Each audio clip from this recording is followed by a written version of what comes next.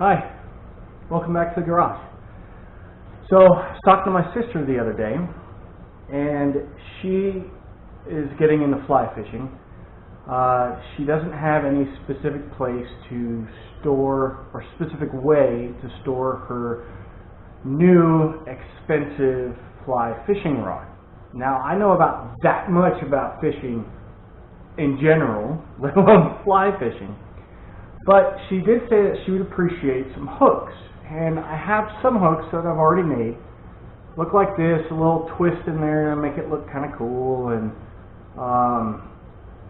you know, a rat tail end to make sure you don't accidentally stab your finger when you're trying to hang something up. But this was made out of a 4-inch piece of 1/8 inch round bar. I don't have any more 4-inch pieces of 1/8 inch round bar, but I do have a 3-inch piece, and I have a fishing pole. It's not a fly fishing pole, but it is a fishing pole. So I'm going to make some smaller hooks. If I can, I will integrate a twist to see, try to make it better for my lovely sister, and we'll see what happens. If you want to come with me, please stay with the video. If not, have a nice day.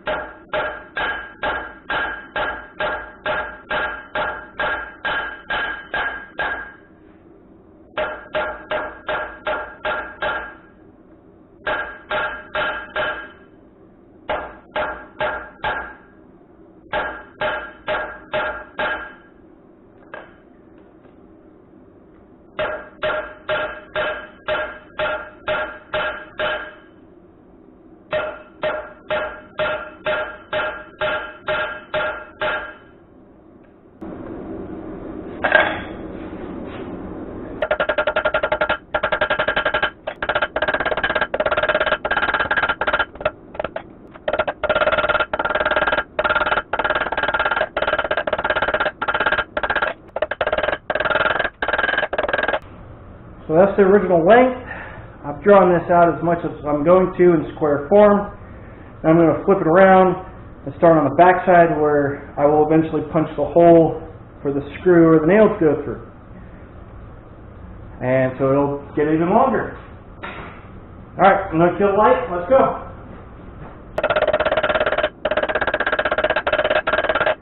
Okay, I turned the lights back on so that you guys can see what I'm doing. What I'm going to do is I'm going to take it to the edge here. I'm going to hammer it down. Hopefully the hammer blows the land half on, half off the anvil. Okay, and that'll create a shoulder. From that shoulder, I'll spread it out just a little bit more, and that's where the punch is going to go in my pritchel hole here to allow for a nail or a screw. Doesn't really matter which side at this point. So I'm just going to go right here.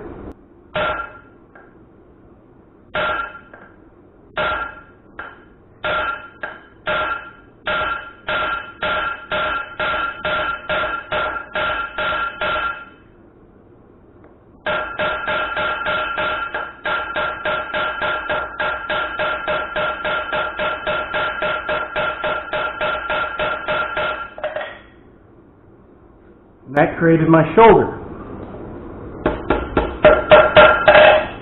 There you go. Now you can see it a little bit better.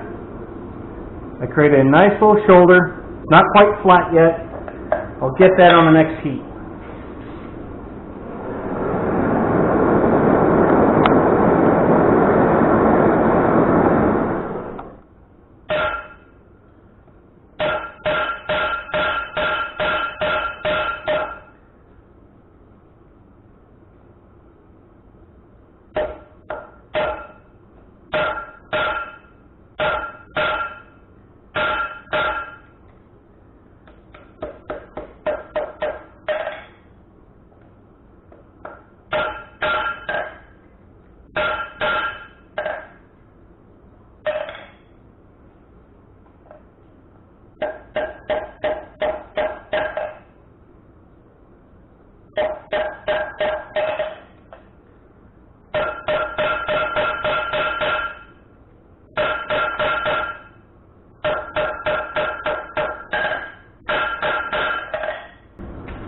Alright, there's my shoulder.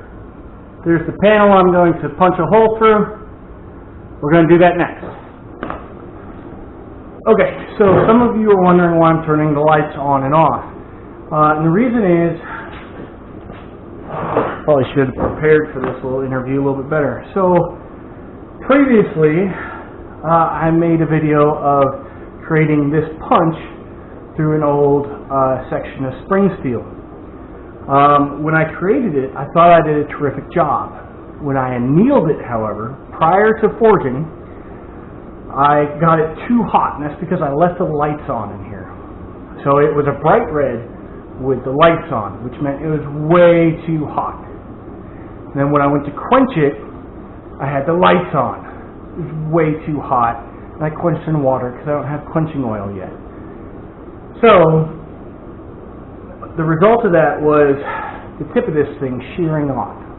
My punch, the tool I plan on using for the rest of my life, sheared off, and I'm never going to be able to use this steel again because I screwed up the grain pattern on the inside. I can see, I know you can't see it on the camera, so I'm not even going to try to show you, but I can see the grains in a huge pattern. And it's not even an even pattern. Some of the grains are huge. It looks like blisters. So that entire piece of steel and all the spring steel that I used for other tools and all that, I'm just going to throw it all away. I'm going to send it to the recycling bin. It can get melted down, which will reset up the entire grain pattern and reused in a car somewhere at some point 10 years from now. So that's why I'm turning the lights on and off, because I haven't yet mastered telling the temperature difference when the lights are on. I can do it fine when the lights are off. I don't trust myself yet with the lights on. That's the reason. Alright, back to the hook.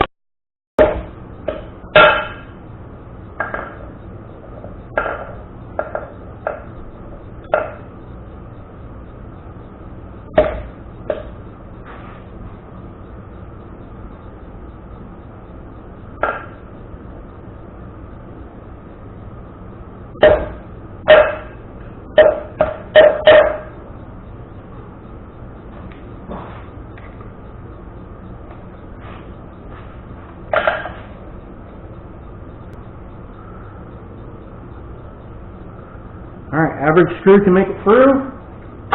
That's my test.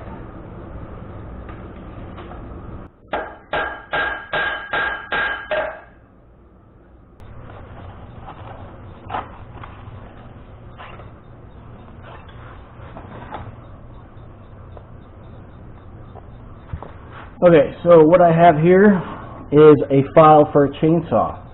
Why? Because it's perfectly round the entire length. It doesn't bevel, it doesn't articulate itself like this file. It narrows at the top. Okay, I don't want that. I want one dimension, the whole length of the file. And that's it. That's all I have to do. And then I take a flat file along the back, knock off any burrs so it doesn't interrupt her household walls, and scratch it up more than it actually needs to.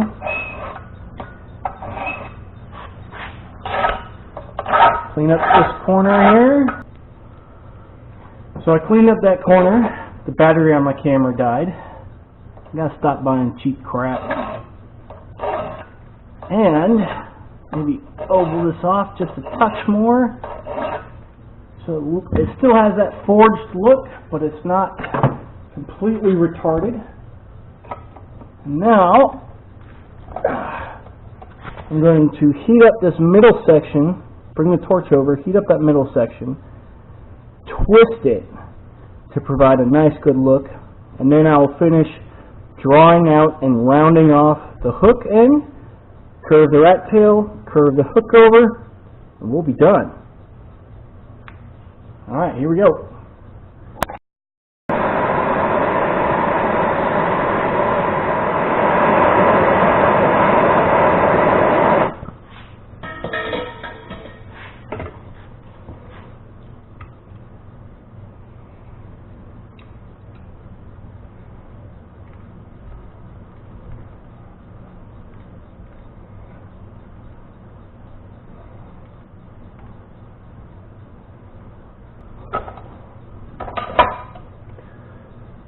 Alright folks, what do you think of that, huh? Well, let me put that in the middle. What do you think of that? Not bad. A little uneven. A little bit wider down here than it was up here, and that's from heat differential. At this length, there's not a whole heck of a lot I can do about that. At least not at my level of intelligence. Okay, so I don't know for sure, but I think I just screwed up the video and didn't record the entire making of both bends, both the rat's tail and the main hook. I'm not sure. I won't know until I get back to the laptop. But what I can do, okay, so now we're going to oil this with boiled linseed oil. Do not use boiled linseed oil if the item that you are making is to use on food or food products, like say a knife, a fork, spoon, anything like that, spatula, marshmallow maker, any of that. I think I let this cool off too much.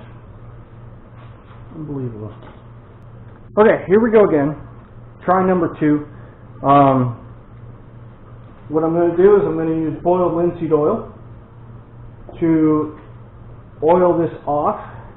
It's a great product for protecting the metal. It smells horrible when it smokes and steams out like this, but that's not the point. The point is it protects the metal from rust. It gives it a great semi-aged look and looks good for years and years to come.